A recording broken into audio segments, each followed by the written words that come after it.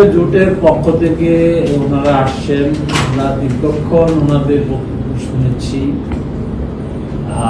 ওনাদের বক্তব্য অনুযায়ী কিছু সমস্যার কথা ওনারা উল্লেখ করেছেন। আর আপনি যে প্রশ্নটি করেছেন যে তড়িঘড়ি করে ফলাফল ঘোষণা,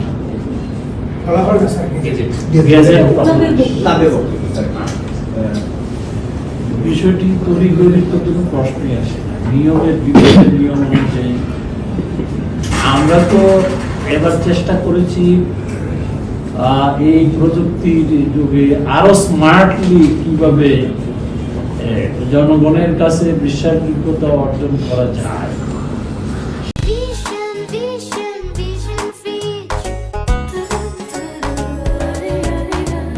সেই ব্যবস্থাগুলো আমরা নিয়ে রেখেছিলাম।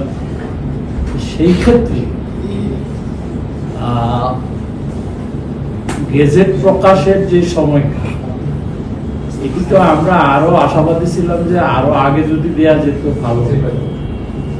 আমাদের টিম, আমাদের নির্বাচন সংশ্লিষ্ট যারা মাঠ পর্যায়ে কাজ করেছে, তারা অত্যন্ত দক্ষতার সাথে এই ফলাফল তৈরির কাজটি করেছেন এবং আমাদের এখানে নির্বাচন কমিশন সচিবালয়ে যারা সংশ্লিষ্ট ছিলেন, তারা রাত দিন পরিশ্রম করে এই গেজেটটি প্রস্তুত করার চেষ্টা করেছেন এবং এটি যথাসময়ে প্রকাশ হয়েছে। নির্বাচন কমিশন সেটি বিশ্বাস করে। বিষয়টা অনেকটা রাজনৈতিক হিসেবে আমার মনে হয় মন্তব্য করা ঠিক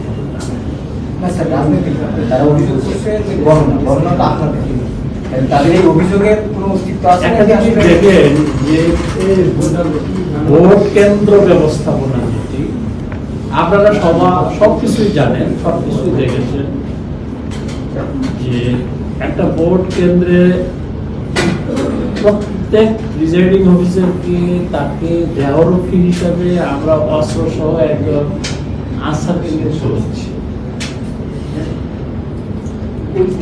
আনসারের কাছে আপনার সুরক্ষা অ্যাপ ছিল।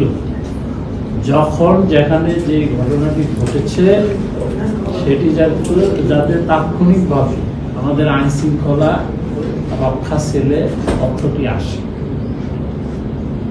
বহু সংখ্যক আমরা ড্রোন এঙ্গেজ দেখেছি, হেলিকপ্টার এঙ্গেজ দেখেছি, বডি ওয়ান ক্যামেরা রেখেছি। প্রায় প্রতিটি কেন্দ্রে সিসি ক্যামেরার ব্যবস্থা ছিল। এমন একটি পরিস্থিতিতে সব কিছু আয়নার মতো পরিষ্কার। আমরা এখান থেকে কোনটা সত্য তথ্য, কোনটা মিথ্যা তথ্য, সবগুলোই আমরা মনিটর করার সর্বোচ্চ চেষ্টা করছি।